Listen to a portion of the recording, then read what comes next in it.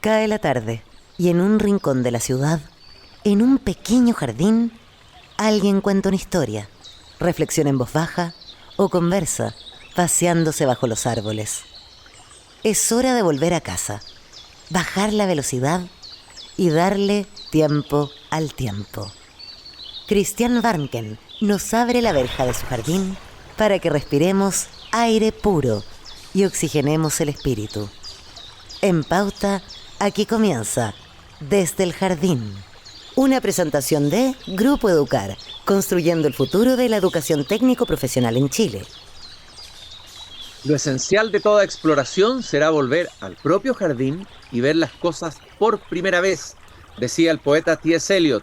Muy buenas tardes, queridos y queridas radiovidentes que al escucharme me ven, por eso les digo radiovidente, a los radiovidentes del norte que nos escuchan en Antofagasta, a los de la quinta región, Viña del Mar, Valparaíso, a los que nos siguen en Santiago y a todos los sureños desde Temuco al sur, a través de las antenas de Radio Pauta y Radio Polar de Punta Arenas. Estoy abriendo la verja de madera de mi jardín, me dispongo a caminar y en realidad llevamos varios días de duelo, o debiéramos llevarlo los chilenos, porque hemos perdido a un músico entrañable y emblemático de un tipo de música que no puede faltar en una buena fiesta, en una buena celebración. Una música que tiene una historia muy interesante de contar. Me refiero obviamente al gran Tommy Rey, y quiero marcar bien Tommy, porque en algún momento se llamó Tony. Tengo entendido que alguien lo bautizó como Tony Rey, el líder de los Peniques, que era otro grupo anterior, y él se cambió a Tommy Rey. Lo han llamado el rey de la cumbia, el padre de la cumbia chilena. Patricio Fernández Zúñiga nació el 13 de julio de 1944 en San Miguel, entiendo, la República Independiente de San Miguel, y falleció en Viña del Mar. 43 años vocalista de esta sonora de Tony Rey. Junto con su muerte, se ha decretado también la muerte de la sonora de Tommy Rey. Obviamente que los músicos que están ahí, tal como lo explicó el gran compañero, cofundador de esta misma orquesta, Leo Soto, van a continuar tocando, pero ya no va a ser la sonora de Tommy Rey. Hoy día vamos a conversar y caminar por mi jardín con Leo Soto, como dije, músico, amigo, imagínense, compañero de toda una vida con Tommy Rey. ¿Quién más lo conoce mejor que él? Es percusionista, tiene una historia muy interesante con estudios de música, ha tocado en las más diversas orquestas, locales nocturnos, hoteles, programas de televisión e incluso, entiendo, el Orfeón de Carabineros. Inició su música el año 1968 cuando tenía solo 14 años como baterista. Ha trabajado en los míticos locales nocturnos del Gran Santiago, que algunos se han perdido, todos con gran historia, las llamadas boîtes, las antiguas boîtes. También en teatros de revista. Yo cuando chico me acuerdo que uno quería ir al Humoresque o al Picaresque o al Bim Bam Boom, y esperaba tener la edad para poder ir, ¿no es cierto? En los años 70 fue baterista, formó grupos y acompañó a muchos cantantes extranjeros. Manolo Otero, Nicola Di Bari, Albano, entre otros. Y desde luego al gran Antonio Prieto hasta el año 1981. Ahí pasa a formar, a trabajar con grupos tropicales como Banana 5, Sonora Santiagueña, Beat Combo, y se dedica a la música tropical, solamente la música tropical, tocando timbales. Y ahí es cuando lo llaman para formar este nuevo grupo, que ya es un mito de la música chilena y yo diría hispanoamericana, la Sonora Tommy Rey, de la cual él es el director comercial, timbalero y representante legal desde 1983.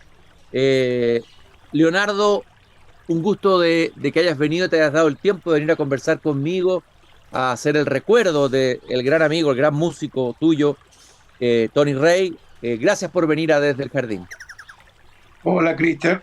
Gracias a ustedes por permitirme estar en este programa agradecerle a ustedes y por su intermedio agradecerle a todo el público que escucha y ve este programa. Lo primero que quiero preguntarte, Leo, te voy a preguntar primero de tu historia, conocer un poco más tu historia. Tú partes muy niño, a los 14 años como baterista. ¿Cómo fue ese inicio? ¿Qué recuerdos tienes de ese momento? Resulta que llega a mi barrio, a la calle donde yo vivía, ahí en Recoleta, un grupo de músicos aficionados que tocaban en eventos de colegio, cosas así. Y me empecé a hacer amigo del director, el guitarrista que había. Y resulta que a mí me gustaba cantar, pero era muy malo. Entonces, bueno, canté algunas cosas con ellos y un día faltó el baterista a un matrimonio que fuimos. Y yo le dije, ya, pues, no lo hagamos problema, yo toco. Y de ahí partí.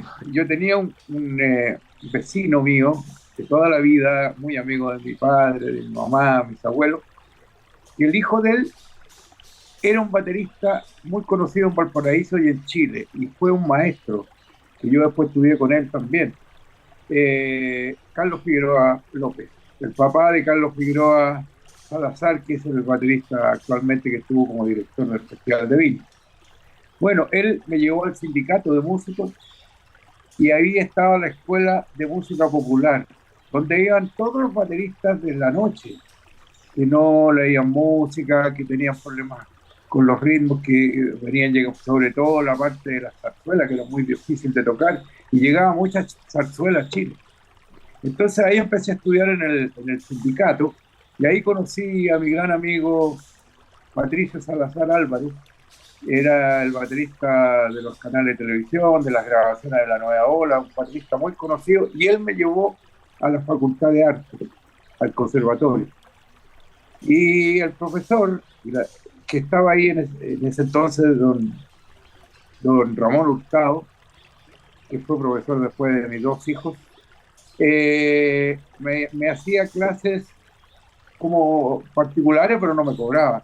Y a la vez estaba muy viejo, yo para entrar a los 14, 15 años estaba viejo para entrar a estudiar percusión a la facultad misma, así que me enviaron a la escuela, a la vespertina de la facultad. Y ahí empecé mi carrera como músico y como estaba inscrito en el sindicato también, me enviaron al primer trabajo nocturno que hubo de una UAT muy nombrada en esos años, la UAT Royal, el tiro para arriba. Bueno, y ahí comencé a incursionar con diferentes músicos.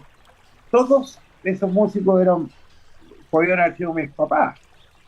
Y siempre me aconsejaron bien. Siempre me enseñaron la responsabilidad y el profesionalismo hacia el Oye, escenario. Leonardo, ¿cómo era ese mundo mítico de las boas? Que un mundo de alguna manera, no sé, tú nos dirás, desaparecido en el sentido que ya no es lo mismo el esplendor de lo que fueron esos locales, todo lo que pasó, la música que pasó a través de esos espacios. Háblanos un poquito de ese mundo que tú conociste por dentro. Bueno, ahí en los negocios habían mujeres que bailaban música afro, que nosotros teníamos que acompañarlas, se vestían, habían striptease, y llegaba mucha gente ahí, pero solamente se vendía alcohol. O sea, me acuerdo muy bien la botella de pisco con 4 linternas o 4 bebidas que se le llamaba. A ver los shows. Era todo un show frívolo. Sí había una orquesta que siempre, la que acompañábamos al show, y la orquesta que hacía el bailable, más un grupo folclórico. Siempre hubo folclore en las UAT en ese entonces. En La Sirena, en el Royal, en el Lido, en el Capri. Lucifer, el Tabrún, y todos esos negocios que había muchos negocios. La calle Bandera era la calle que estaba llena, el Cepelín era muy famoso. Entonces ahí habían chicas que acompañaban a los clientes y les daban una ficha por cada trago que sacaban, bailaban con ellos y ellas vivían de eso. Ellas vivían de eso. Los negocios de lunes a lunes, llenos todos. Y mucha gente iba con familia a celebrar alguna cosa, igual que el Bim Bambú, el Picaresque, el Humoresque. Eran negocios que tenían, el Picaresque era un teatro de revista, donde habían sketch, habían bailes tropicales y habían striptease. Existía un campeonato de striptease que duraba como 3 meses en el picaresco. Entonces había mucho trabajo para. Después pasábamos a los locales más serios, como el Hotel Carrera, como el Waldo, como todos esos negocios donde vendían cenas y habían orquestas grandes. Recordamos mucho los Penicas, la Ritmo Juventud, la orquesta Guambalí, de ese entonces, la orquesta de Don Roy. Y había muchas orquestas y muchos folclore. Oye, Entonces yo Leonardo, cuéntame.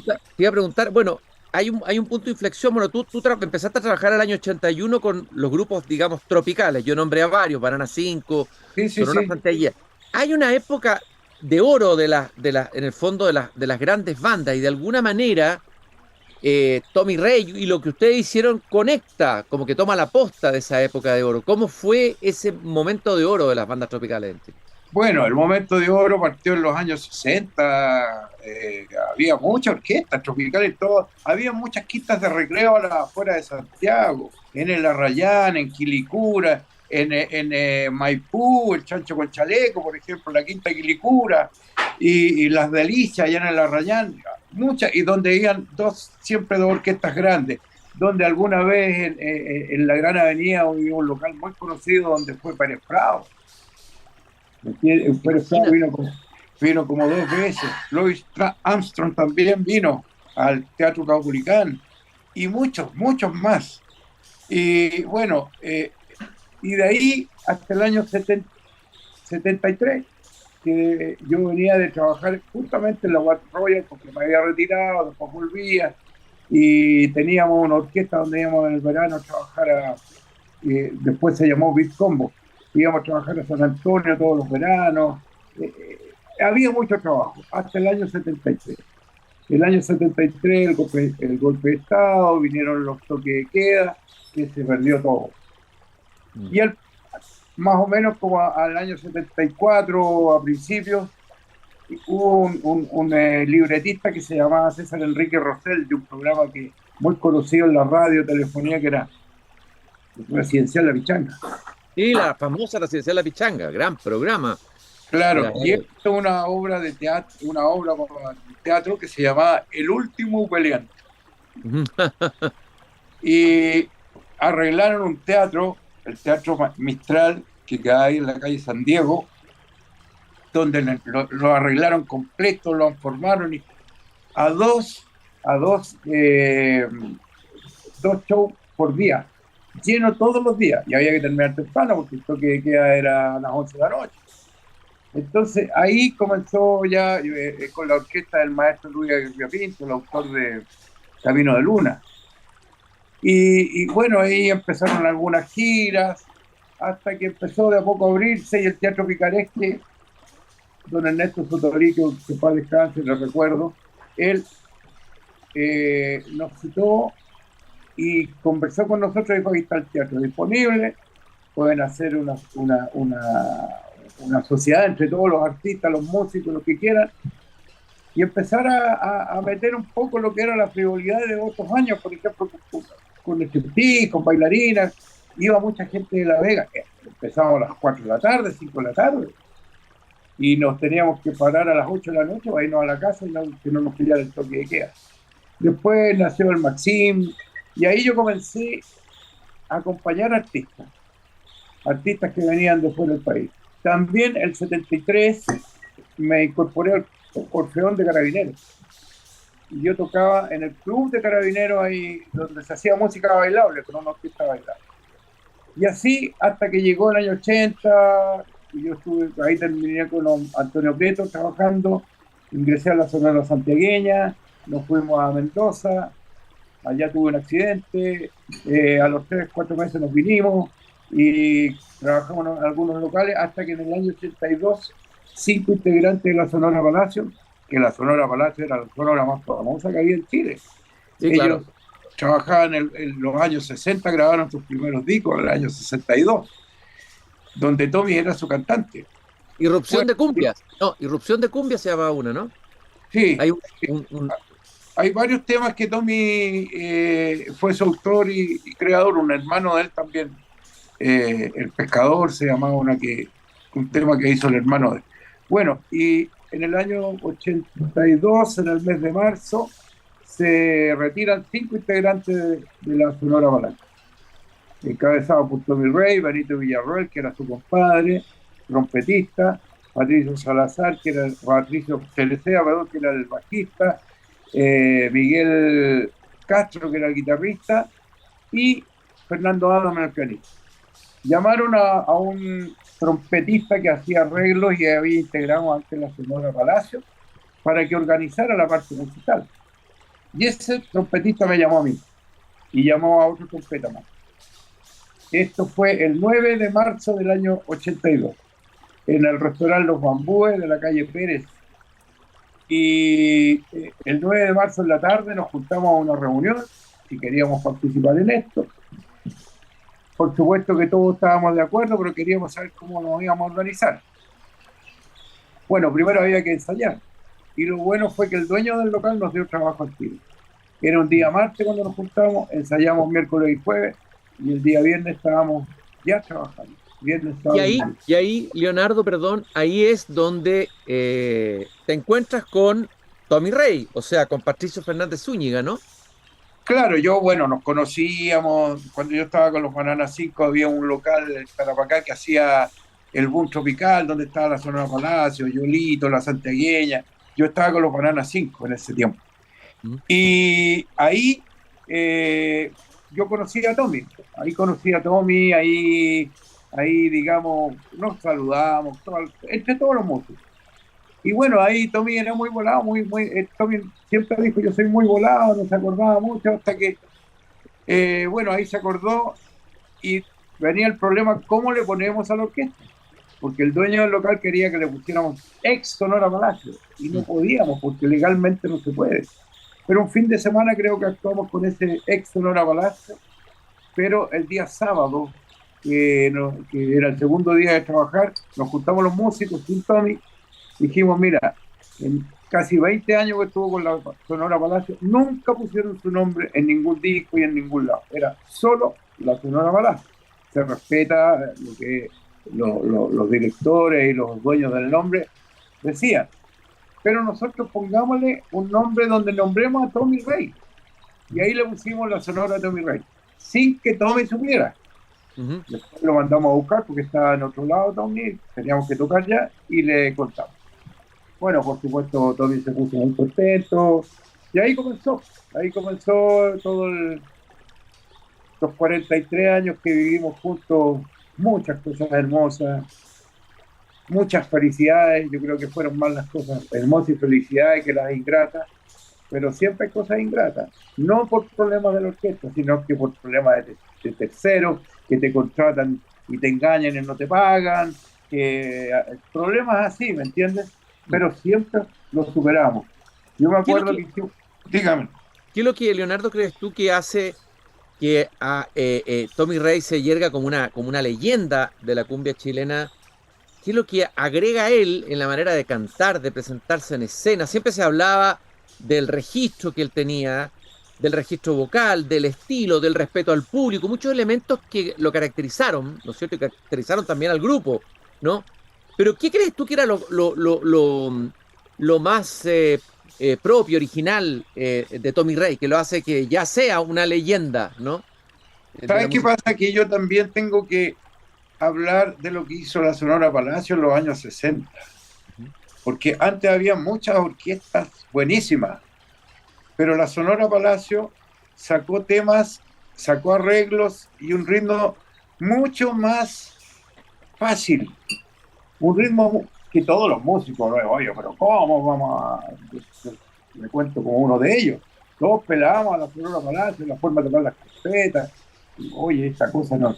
Pero ellos llegaron al público con una forma fácil y encontraron en la gente una forma fácil de bailar la cumbia. Y la voz de eso era Tommy Rey. ¿Me entiendes? Y la voz de Tommy Rey fue entrando en el público, nadie conocía su nombre, solamente en ese entonces le decían el chinito que canta. Ajá. Así le decía a la gente, porque lo veía que era medio chinadito, y eso era. Y acá con nosotros le dimos la importancia que tenía él como cantante por lo que había pegado con la Sonora Palacio. ¿Qué es lo que Y hace Leonardo? Perdón, ¿qué es lo que hace Leonardo que uno hable la cumbia chilena? ¿Qué distingue esta cumbia de otras cumbias, de la cumbia colombiana? ¿Qué es la especificidad de la cumbia chilena? la facilidad que hay para bailar del chileno. Ujú. Porque, por ejemplo, la salsa tiene su clave, tiene sus bemoles para poder bailar, para poder tocarla. La cumbia colombiana, que es el folclore de Colombia, también no es una cumbia tan fácil. Pero si la misma cueca, la cueca es difícil de bailar porque tienes que hacer el 8, tienes una vuelta para allá, otra vuelta para acá, un paseo. Sin embargo, tú partes una cumbia de la chilena y en los primeros dos compases la gente está en la pista bailando, porque es fácil, la gente se mueve como quiere, no hay que decir este paso para allá, este paso para acá, una media vuelta, no, se baila como la gente quiere, hacer un trompito, levantan las manos, zapatean, en fin, es una cumbia fácil y para la juventud también, la juventud hoy en día, eh, digamos, bailan la cumbia nuestra, la cumbia chilena. En el fondo es la cumbia chilena, por lo fácil que es para bailar. Yo estaba pensando, Leonardo, en un tiempo donde hemos sido invadidos por el reggaetón. Bueno, a mí no me gusta, pero probablemente hay mucha gente que le gusta, yo lo respeto. Invadido por un reggaetón que tengo nostalgia de esa cumbia, hay como nostalgia de esta cumbia. ¿Cómo ves tú este fenómeno del reggaetón? ¿Cómo lo Bueno, comparas con mira, la cumbia? a mí no me gusta el reggaetón. Ujú, Es uno más que no le gusta. A la gente le gusta también y lo respeto. Así como también no me gustaba la Sonora Palacio y la respeto. ujú, Pero el reggaetón, sus letras, el ritmo, no existe un arreglo musical. ujú, Tú ves que es una monotonía y una letra incluso grosera. ujú, Nosotros siempre cuidamos las letras de las canciones. Por ejemplo, ahora sacamos todos los temas que podían hablar mal de una mujer, como Señora, el bolero Señora, que es muy conocido y gusta ujú. mucho. Pero no lo tocamos porque tiene partes de la letra que no son muy cariñosos hacia la mujer. La colegiala, que tampoco.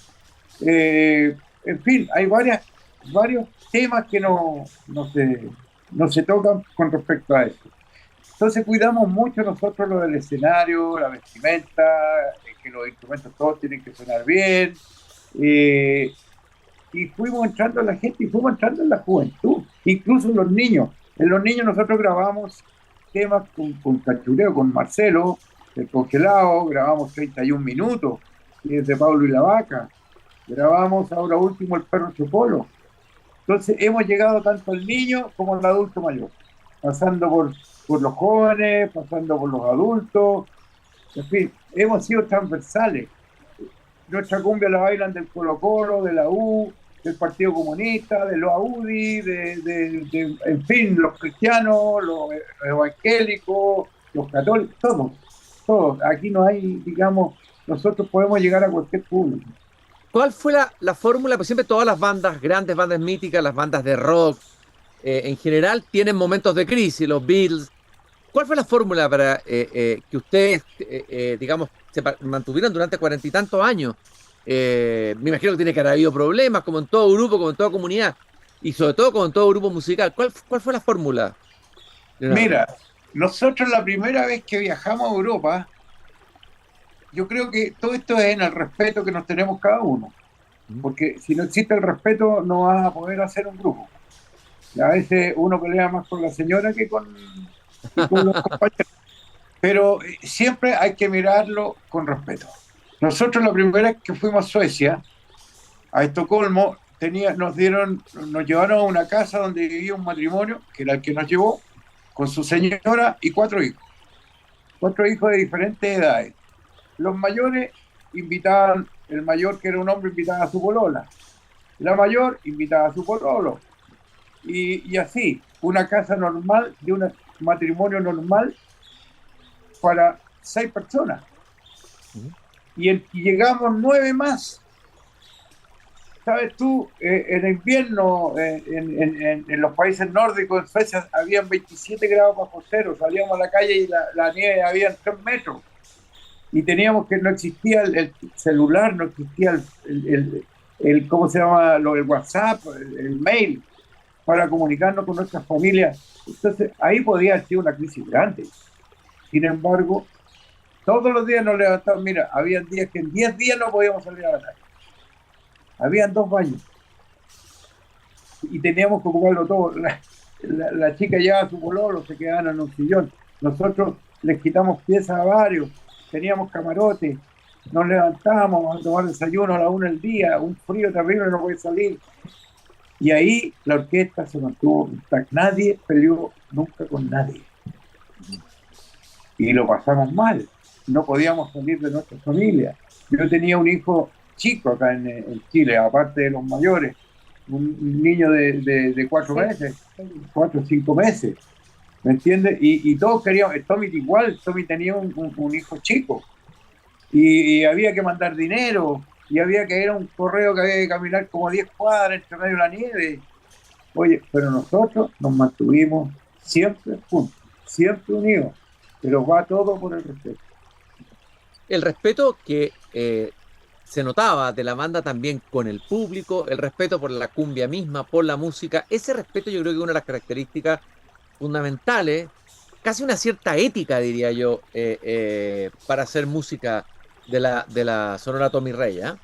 Exacto. A mí me gustaría, mira, yo he sido dirigente sindical, he sido consejero de la SCD, y a mí me encantaría un día hacer una reunión grande con muchos músicos, jóvenes, viejos, de todo, y decirle que nuestra profesión está muy lejos de tener una buena ética.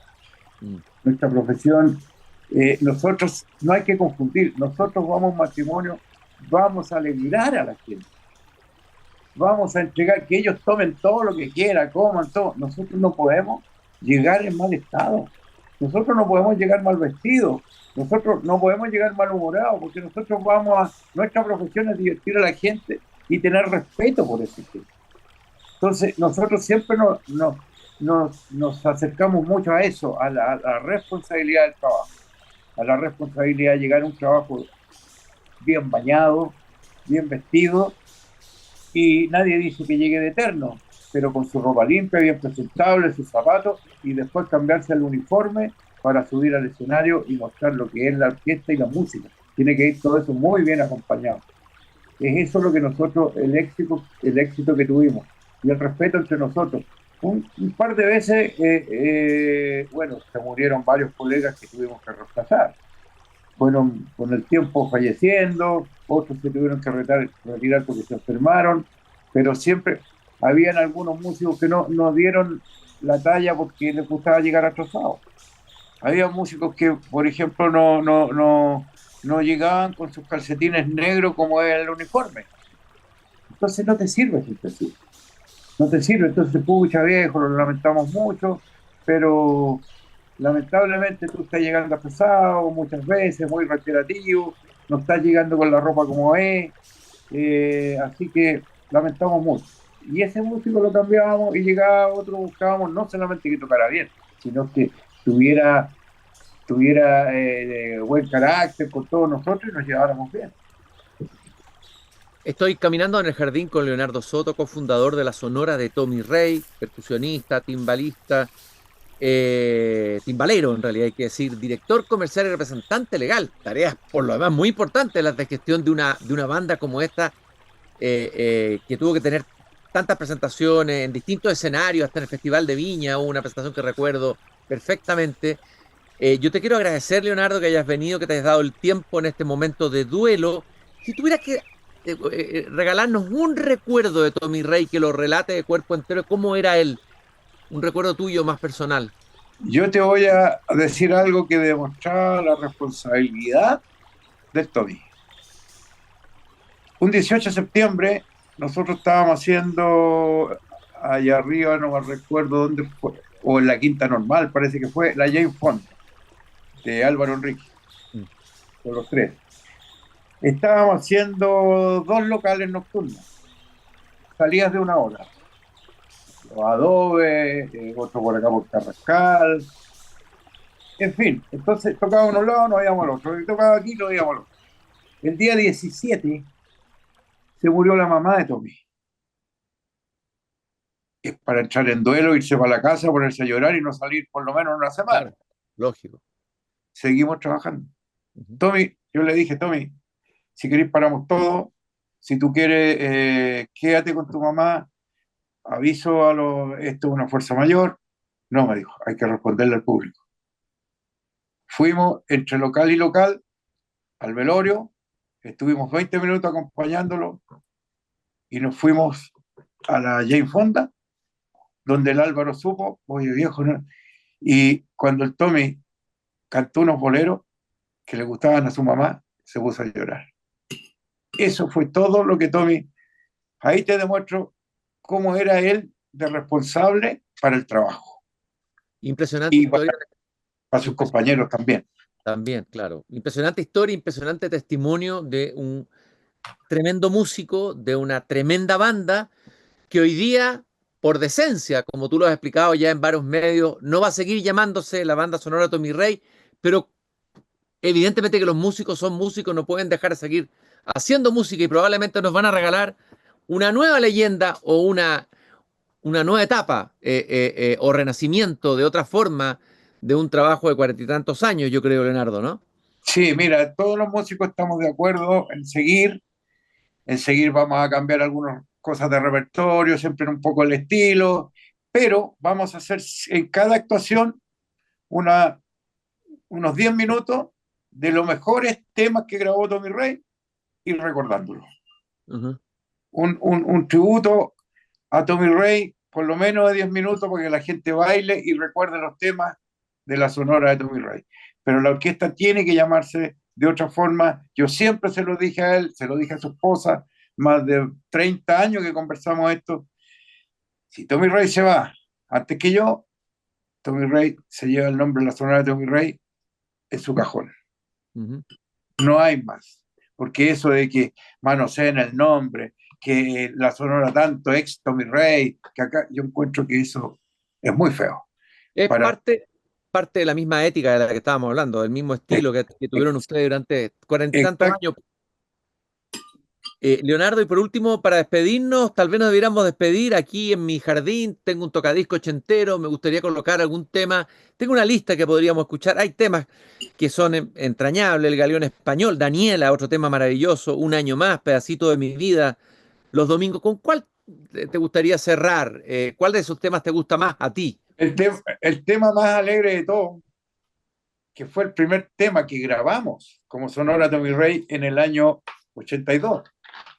Y ese es Daniela. Yo sé que Tommy se va a sentir, donde esté, se va a sentir muy contento de escucharlo, porque fue el primer tema que grabó la sonora de Tommy Rey. Por Va- supuesto que Un año más es un tremendo tema, por supuesto que La Peineta, son todas cosas que nos dieron muchas satisfacciones, pero Daniela es algo muy especial.